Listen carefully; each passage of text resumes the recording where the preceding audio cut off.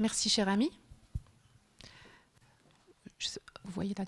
Donc, on arrive à la fin de ces belles journées. Je traiterai un symposium du laboratoire Boehringer-Ingelheim qui m'a invité, que je remercie, pour parler des inhibiteurs de DPP4, quad 9 et de différents de la prise en charge du patient diabétique de type 2. Alors celui-là, par contre, ne défile pas. Peut-être l'autre était meilleur. Ça arrive. Non. Je pense qu'il fallait garder le premier. Merci. Très bien. Alors, pour agenda, cette présentation, il y aura quelques diapositives pour des rappels sur le système incrétine, que je vais rappeler très brièvement. Et toujours l'histoire des incrétines et puis du développement des inhibiteurs de DPP4. On verra brièvement les caractéristiques des différentes thérapeutiques disponibles en matière d'inhibiteurs de DPP4. Par la suite, ça serait la sécurité, la tolérance, deux questions qu'on se pose et qui nous intriguent bien sûr quand on prescrit un traitement antidiabétique chez nos patients. Et avant de conclure, quelle est la place de cette classe thérapeutique dans les recommandations.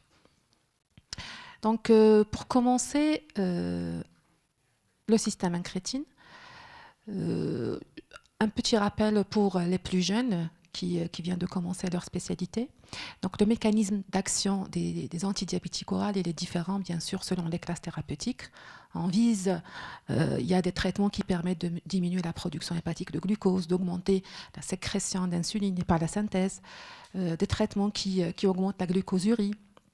Et il y a aussi cet effet incrétine qu'on connaît depuis quelques années, cette synthèse d'hormones suite à l'ingestion de glucose par voie orale et cette molécule, les GLP-1, qui vont avoir après plusieurs vertus que vous connaissez.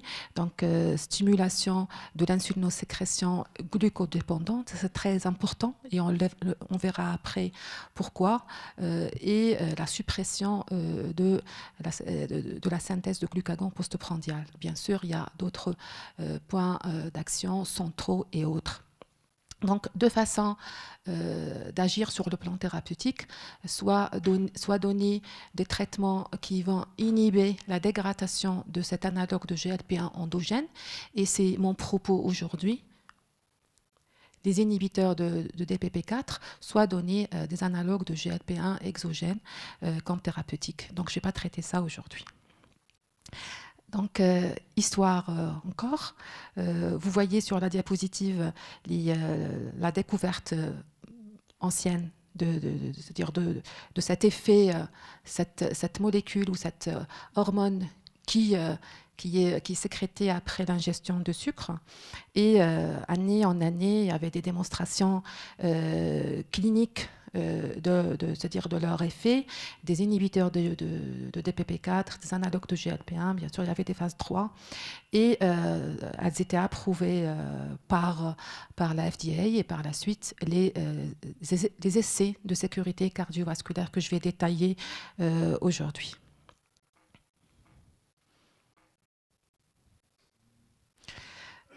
Professeur Schreiby, tout à l'heure, on a parlé. En fait, la prise en charge du diabète a vraiment évolué et on l'a senti, c'est-à-dire, on dirait avant 2007, c'était soit la metformine, soit un sulfamide ou l'insuline. Il y avait aussi les inhibiteurs des alpha-glucosidases. Et après 2006-2007, l'arrivée des inhibiteurs de DPP4, vous avez le listing ici, c'est-à-dire de leur découverte et de leur apparition. Et par la suite, les analogues de GLP-1, les inhibiteurs des SGLT2, les nouvelles insulines aussi, il y a des essais en cours, c'est des insulines hebdomadaires. Bon, il y a beaucoup de choses qui évoluent heureusement pour nos patients, qui soient diabétiques de type 2 ou diabétiques de type 1. Et ça nous fait plaisir parce que le choix fait que le patient, on a plusieurs propositions pour faire évoluer les choses, choses qui n'étaient pas possibles avant. Arrivons aux caractéristiques. Donc, une diapositive qui résume les principales glyptines disponibles. Alors, je ne l'ai pas dit, il y a d'autres qui sont en cours d'essai, il y a d'autres, c'est-à-dire des études qui sont en cours dont je vais parler. Donc, vous voyez sur leur structure, leur demi-vie. Une fois la demi-vie, les langues, on peut les donner sur le plan pratique une seule fois par jour ou pas. Et si j'ai à commenter cette diapositive, je dirais par rapport à l'élimination rénale, vous voyez que pour la linagliptine, son élimination, elle est majoritairement biliaire, ce qui aura bien sûr des retombées pratiques sur leur utilisation et l'adaptation de la dose ou pas chez les patients insuffisants rénales selon le degré de sévérité de cette insuffisance rénale. On a parlé caractéristiques, on parle aussi efficacité, parce que, comme je vous ai dit tout à l'heure, quand on traite un patient diabétique, les deux grandes questions qu'on se pose, est-ce que c'est un traitement qui est efficace et est-ce que c'est un traitement qui est sûr? Et quand je dis sûr, c'est-à-dire sécurisé par rapport au risque d'hypoglycémie, et aussi depuis quelques années, on parle beaucoup de la sécurité cardiovasculaire. Donc, ce schéma aussi, c'est une belle méta-analyse de plusieurs études qui comparent l'efficacité des principaux inhibiteurs de DPP4 chez les patients diabétiques de type 2 versus comparateurs. Donc, la moyenne de PES d'hémoglobine 1C, ici c'est en monothérapie bien sûr, qu'on s'est associé à la bithérapie, c'est différent. Donc, en monothérapie, la moyenne de baisse d'hémoglobine 1C est de 0,7%. Une notion très très importante quand vous prenez en charge un patient diabétique, c'est la variabilité glycémique. Vous savez que la variabilité glycémique, le passage d'une glycémie élevée à une glycémie limite basse, c'est très nocif pour le cœur et pour autres.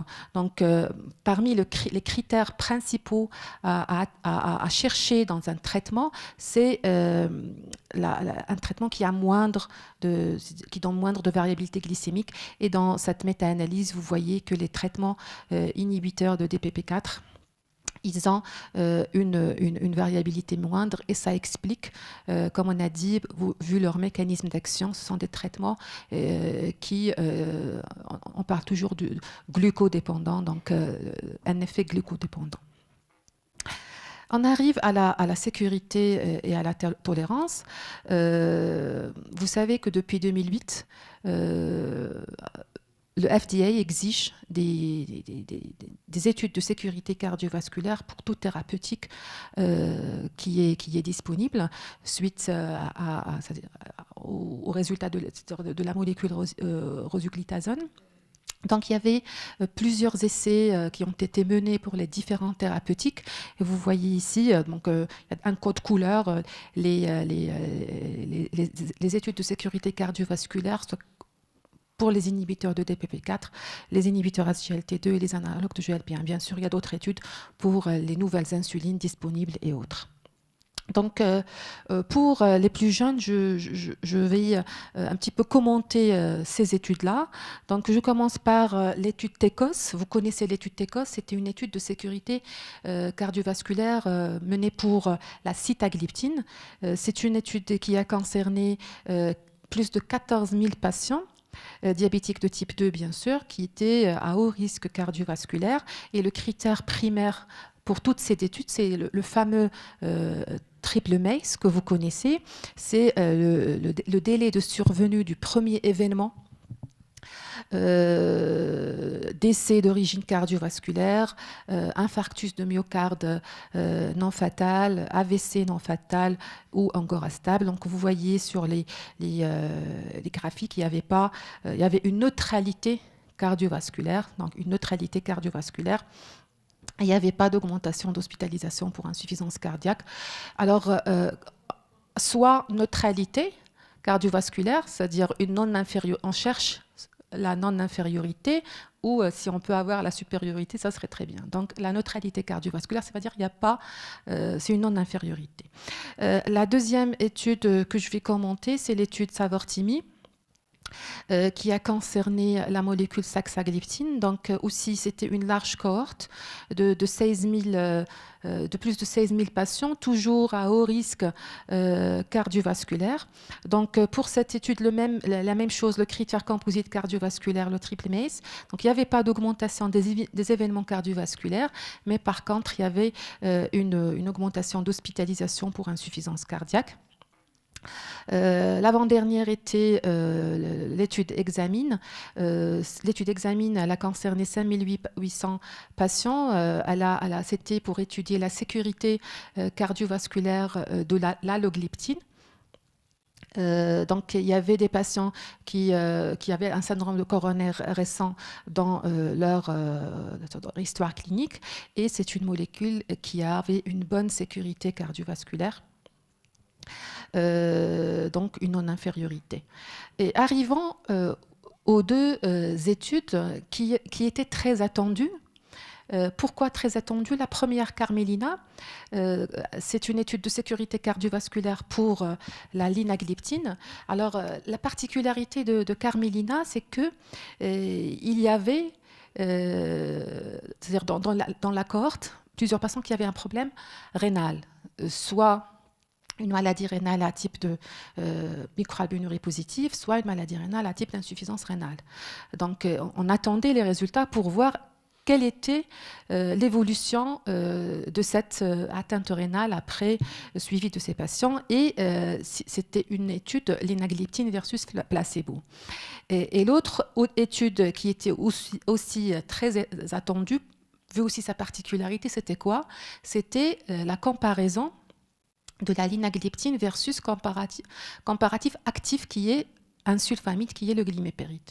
Toujours, c'était des patients qui avaient soit une maladie cardiovasculaire avérée, soit multiples facteurs cardiovasculaires. Donc, on va commencer par Carmelina.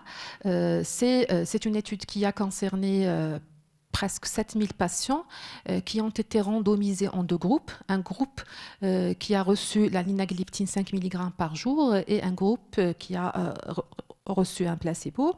Et ces patients-là, ils étaient suivis, bien sûr, pour voir les critères dont j'ai parlé tout à l'heure. Il y a des critères primaires, des critères secondaires pour voir l'évolution. Donc, Carmelina, vous voyez ici les critères d'inclusion, les critères d'exclusion, et après, comme j'ai détaillé tout à l'heure, c'est-à-dire il y avait des patients à haut risque cardiovasculaire, et il y avait aussi des patients à maladie rénale, ce qui a fait la particularité de cette belle étude. Donc, concernant, il y avait une non-infériorité de la linagliptine, donc il y avait une sécurité cardiovasculaire, et il y avait une réduction qui était significative de la progression de la microalbuminurie chez le groupe de patients, comme vous voyez, qui ont reçu la linagliptine. Et pour les patients qui avaient c'est-à-dire une maladie rénale à type d'insuffisance rénale, il n'y avait pas d'augmentation de risque de passer à une insuffisance rénale terminale ou un risque d'augmentation de décès par maladie rénale. Donc ça, c'était pour l'étude Carmelina. Alors, j'ai trouvé ce beau papier publié dans Antioxydants en 2021 pour voir le mécanisme de rénoprotecteur des inhibiteurs de DPP4. Donc, il est suggéré que c'est médié soit par l'effet du GLP1, sur l'hyperglycémie et autres, l'inflammation, ou l'effet indépendant du GLP-1 sur le TGF-bêta et le SDF1. Et ces effets-là vont réduire, c'est-à-dire l'inflammation, l'apoptose, la fibrose, et donc assurer cette rhénoprotection. Donc pour conclure, Carmelina, le premier critère, est-ce qu'elle est sécurisée sur le plan cardiovasculaire? Oui, elle a démontré un profil de sécurité cardiovasculaire à long terme chez les patients de diabétiques de type 2, et aussi avait un profil rénal qui est à long terme rassurant. Et une troisième question aussi qui se posait, est-ce qu'il y avait d'augmentation de risque d'hospitalisation pour insuffisance cardiaque? Non, il n'y avait pas d'augmentation. On arrive à Carolina. Carolina, comme j'ai dit, sa particularité, c'est elle a comparé la linagliptine versus glimépiride. Donc, elle a concerné aussi 6000 patients qui ont été randomisés pour recevoir soit la linagliptine 5 mg par jour, soit glimépiride de 1 à 4 mg. Donc, le premier critère principal recherché, qui est le triple MACE, donc les traitements étaient comparables. La linagliptine et la glimépiride, dans les deux groupes, il n'y avait pas d'augmentation des événements cardiovasculaires. Et pour les autres outcomes, donc, ils sont résumés sur cette diapositive en matière de survenue d'hypoglycémie, en matière des autres paramètres métaboliques. Donc, pour conclure, Carolina, parmi les adultes qui ont un diabète de type 2 de découverte récente, à haut risque cardiovasculaire, l'utilisation de la linagliptine comparée à la glimépiride durant une moyenne de 6 ans a démontré une non-infériorité sur le critère principal, comme j'ai dit, qui est le triple MACE. Donc, c'est une belle diapositive qui compare les différents gliptines disponibles en matière infériorité ou pas cardiovasculaire, insuffisance, c'est-à-dire est-ce qu'elle augmente l'insuffisance cardiaque ou pas, risque rénal élevé ou pas. Donc, par exemple, pour la linagliptine, vous voyez que la sécurité, elle était prouvée dans Carmelina et Carolina. La sécurité aussi, la non-augmentation de risque d'insuffisance cardiaque, et la particularité de Carmelina, il y avait une sécurité qui a été prouvée pour les patients qui avaient un risque rénal qui était élevé. Vu la pharmacocinétique et la pharmacodynamique de cette molécule et son élimination, donc on sait que les gliptines en matière d'insuffisance rénale, il y a une adaptation à faire des autres gliptines selon, c'est-à-dire la profondeur ou la sévérité de l'insuffisance rénale. Comme j'ai dit, ça c'est par rapport aux propriétés pharmacologiques des différentes molécules. Donc les populations, si on va dire particulières, on a l'insuffisance rénale. Il y a aussi le sujet âgé. À chaque fois qu'on a un patient âgé, on se pose est-ce que c'est un traitement qui est adapté, et parmi les premières questions qu'on se pose chez le patient diabétique, bien sûr, quand vous allez prescrire une thérapeutique, est-ce que c'est un traitement qui va causer une hypoglycémie ou pas. Donc la première, déjà, des choses par rapport à l'efficacité de la molécule selon les différents âges, vous voyez que pour les patients qui ont plus de 75 ans, donc vous savez que la définition du sujet âgé est différente selon le critère utilisé. Donc pour les patients qui avaient plus de 75 ans, l'efficacité de la molécule, elle est là. Donc la deuxième question qu'on va se poser, est-ce que ça augmente l'hypoglycémie chez ces patients-là âgés?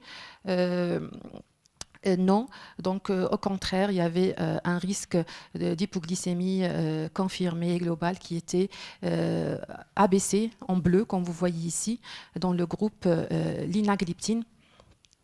par rapport au groupe placebo. Donc, chez les sujets âgés, il n'y a pas de risque d'augmentation d'hypoglycémie. Ça, c'est très important. On va le voir dans la place, dans les recommandations quand vous prescrivez, c'est-à-dire quand vous donnez un traitement chez le patient diabétique. Donc, la dernière question, c'est inhibiteur DPP4. Quelle place, pardon, dans les recommandations?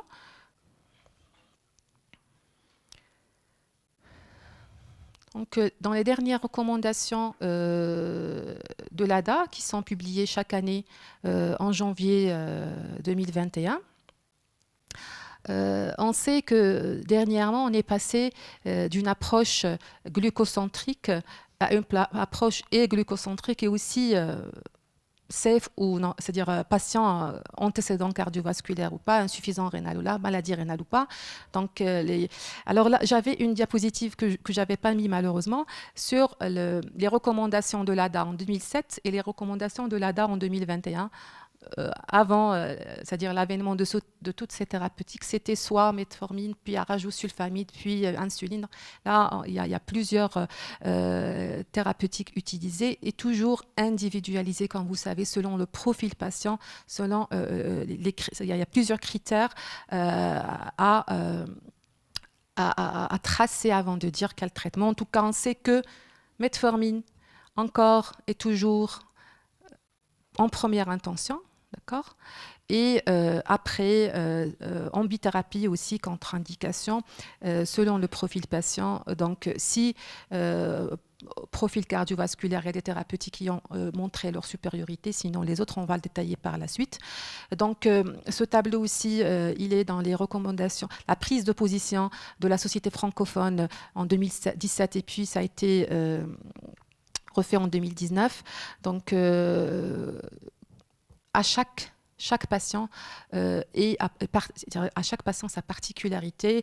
C'est au cas par cas. On ne fait pas du 1 plus 2 plus. C'est vraiment au cas par cas, selon est-ce que j'ai un profil cardiovasculaire particulier ou pas. Est-ce que c'est un patient obèse ou non. Est-ce que c'est un patient qui est vulnérable à risque d'hypoglycémie ou pas. Il y a le coût, il y a donc tous ces critères-là qu'il faut, bien sûr, ça vous le savez, c'est juste un rappel, qu'il faut préciser avant d'optimiser notre thérapeutique. Donc, ça, c'est aussi la prise de position de la société francophone. Comme mon sujet, c'est quelle place des inhibiteurs de DPP4. Donc, toujours la metformine en première intention. Et par la suite, la bithérapie, comme vous voyez, ils mettent en trait plus gras les inhibiteurs de DPP4. Après, il y a le sulfamide hypoglycémiant et les autres agents, selon le profil, bien sûr. Donc, on a décortiqué le graphique de l'ADA. Donc, maladie cardiovasculaire, athéromatose établie, ou maladie rénale ou insuffisance cardiaque, c'est des traitements analogues de GLP-1 qui a prouvé sa supériorité cardiovasculaire ou un inhibiteur de SGLT2 qui a prouvé sa sécurité cardiovasculaire. Alors, c'est une partie de nos patients, un tiers, un quart, qui ont c'est-à-dire ces critères. Sinon, une bonne majorité autre. Donc, par la suite, on va se poser selon le profil. Alors, si je veux minimiser les hypoglycémies, bien sûr, je choisirais un traitement où le risque d'hypoglycémie est moindre. Après, bien sûr, il y a d'autres questions. Il y a le poids, j'ai parlé tout à l'heure de l'obésité, et aussi le coût qui est important.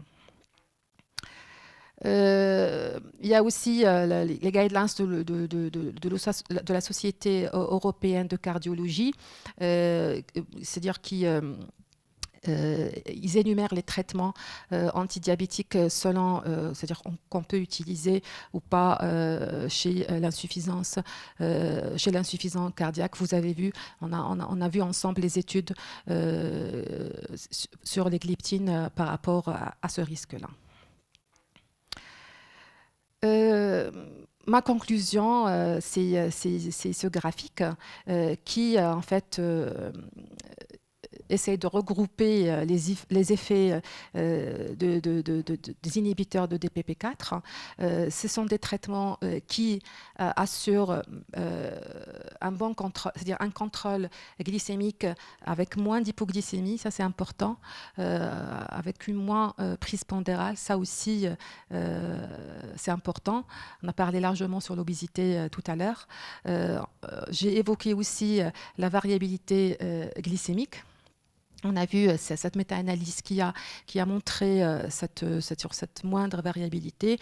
Qui dit moins d'hypoglycémie, moins de prise de poids, équilibre glycémique dit une amélioration de la qualité de vie qui doit être aussi un but, bien sûr, à chercher à atteindre et chez nos patients diabétiques de type 2 ou diabétiques de type 1.